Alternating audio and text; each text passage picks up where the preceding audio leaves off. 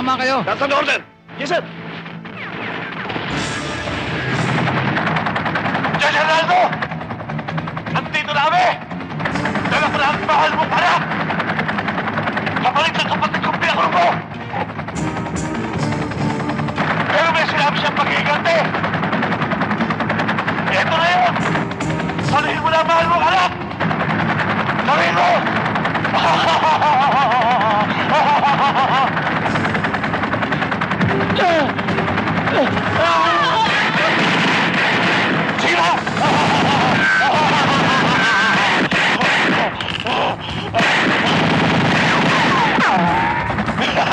Sige!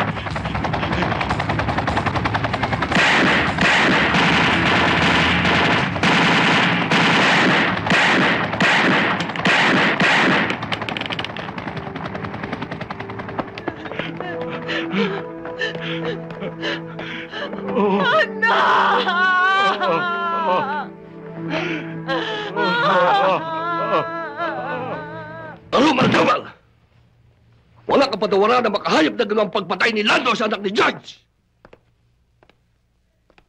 At hindi tayo dapat tumigil hanggat hindi niya pinagbabayaran ang kanyang ginawa! Sir, napamahalan sa akin ng batang yan. At trabahuin ko si Lando Borloloy. Walang poknat. 48 oras. Bobby, kailangan mahuli agad ang kriminal na yan. Pero pag-ingatan mo lamang pairali ng personal mong damdamin. Colonel, inaano kong batang yan. Hindi ko pwedeng hindi gawin personal to. Gawin mo kung anong dapat mong gawin. Pero ang gusto ko, ikaw ang mamahala sa paglipat sa kapatid ni Lando sa munting lupa. Yes, sir.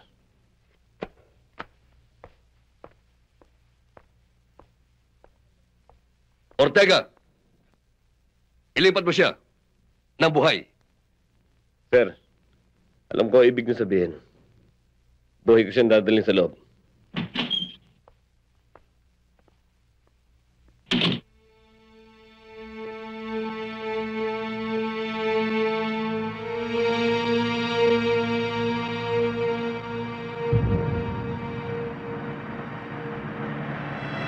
Doon po sa amin bayan ng San Roque may nagkatuwa na.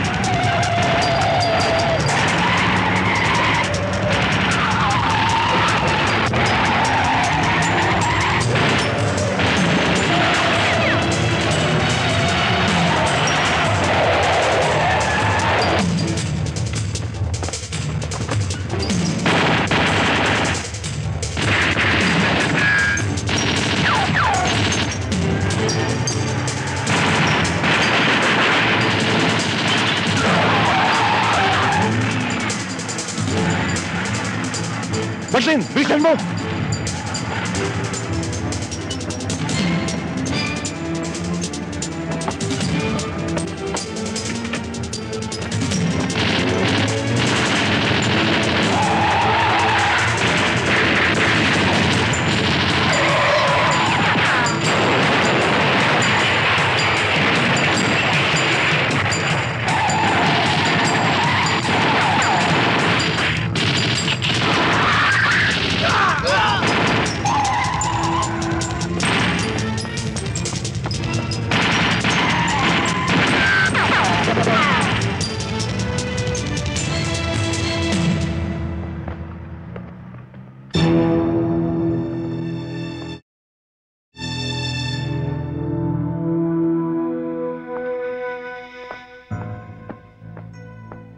Grabe ba?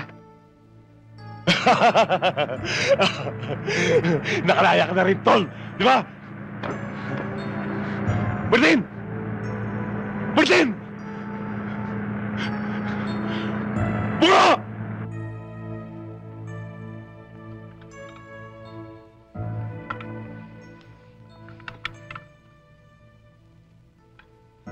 Matindi ginawa sa akin na Bungo.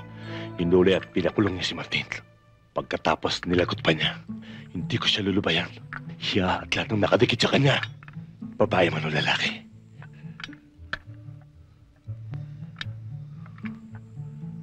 Uubusin ko. Lando, hindi madaling lapitan si Bungo. Maraming nakabakod sa kanya. Plano ang kailangan sa bawat gagawin natin. Kinakapatid ko si Martin. Dapat natin tapatan si Bungo. Pero tama si Mumbai. Huwag niyo akong turuan ang dapat kong gawin. Bago niyo pa naisipan yan. Naiprograma ko na sa utak ko yan.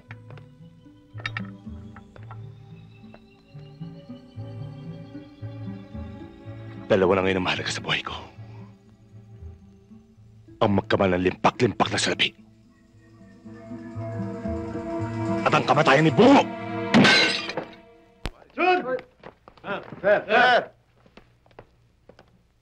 Atis.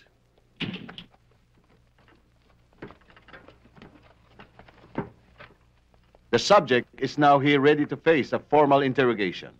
Good. Totoo ba ka, Ernie, na kayo ang kusang humiling ng formal na pag-uusap na ito nang walang bahid na pananakot mula kanino man? Opo, Coronel. At gusto ko rin po magbalik loob. At yakapin ang bagong programa ng gobyerno. Ano naman ang nagbunsod sa'yo para gawin yon? Nung ako po'y mabihag, nung huling enkwentro namin ni Captain Ortega, ako po'y nasugatan na munti ko nang ikamatay. Si Captain Ortega po ang nagdala sa akin sa ospital at nagpagamot.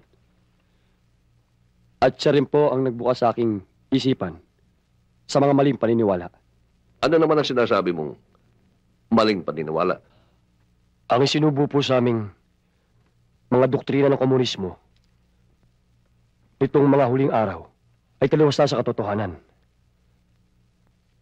Gusto ko na po magbagong buhay at makipagtulungan sa pamahalang Pilipinas. Ka, Ernie, hinahangaan ko katatagan na yung loob sa pasya mong yan. Maraming salamat ka, Ernie. At binigyan mo ng halaga ang mga sinabi ko sa'yo. Umasa ka na mula ngayon ay nasa ilalim ka ng Witness Protection Program ng ating pamahalaan.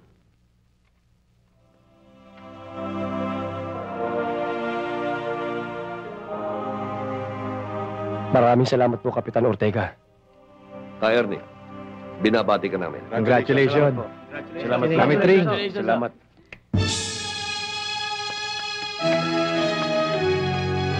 Sika, Victor. Asa loob.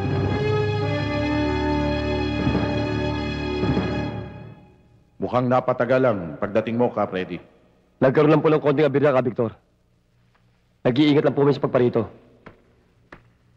Nadala mo ba ang dapat makarating sa akin? Opo, Ka, Victor. Ito po. Meron pong tagubilin dyan sa loob ng sobre.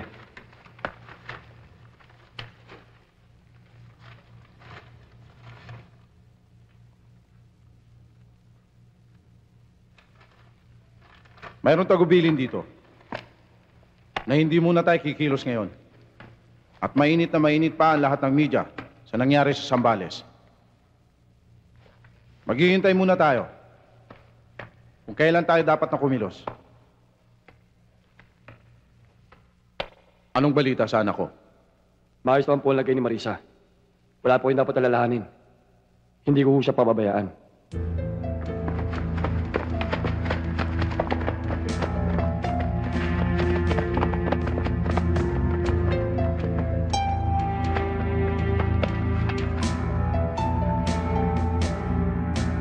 Subject sighted. We'll move in as planned. De La Cruz!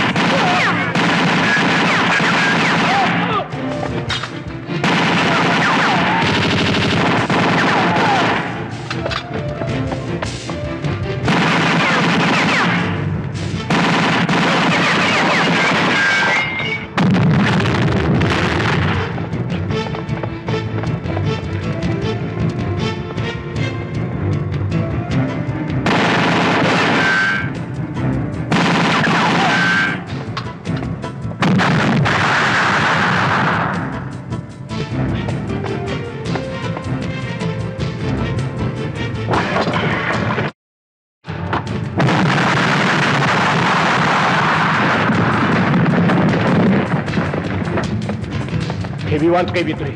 Nasusukol kami. Nasusukol kami.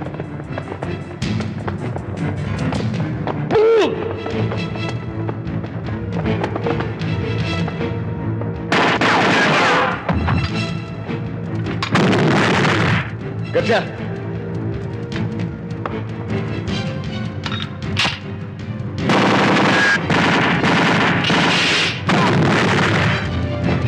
Dali nyo!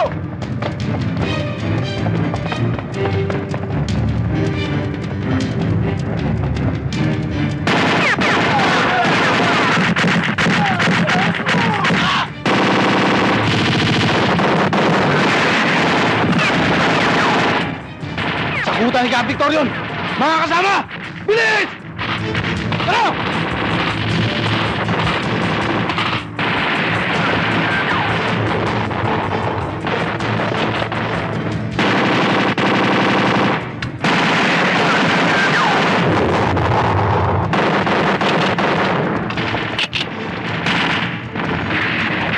Move in!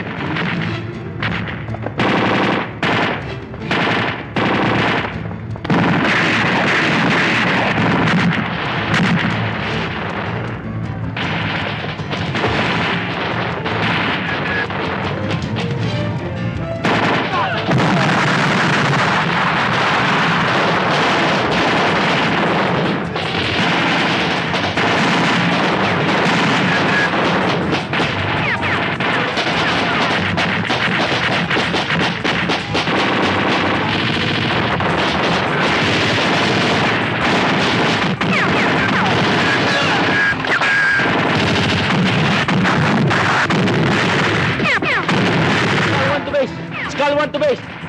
Come in, base. Go ahead, Skull 1. This is base. We need reinforcement. We are being pinned down.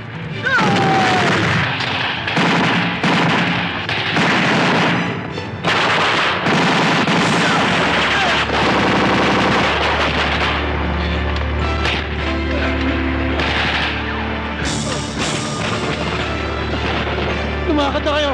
Iwanan niyo na ako! Iwanan niyo na ako!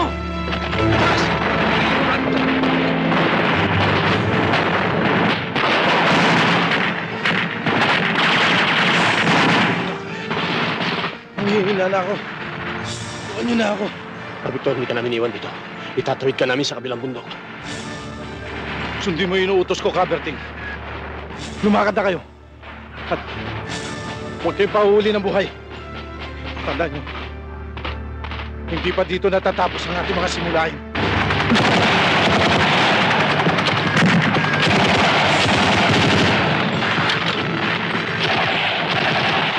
Lumakad na kayo!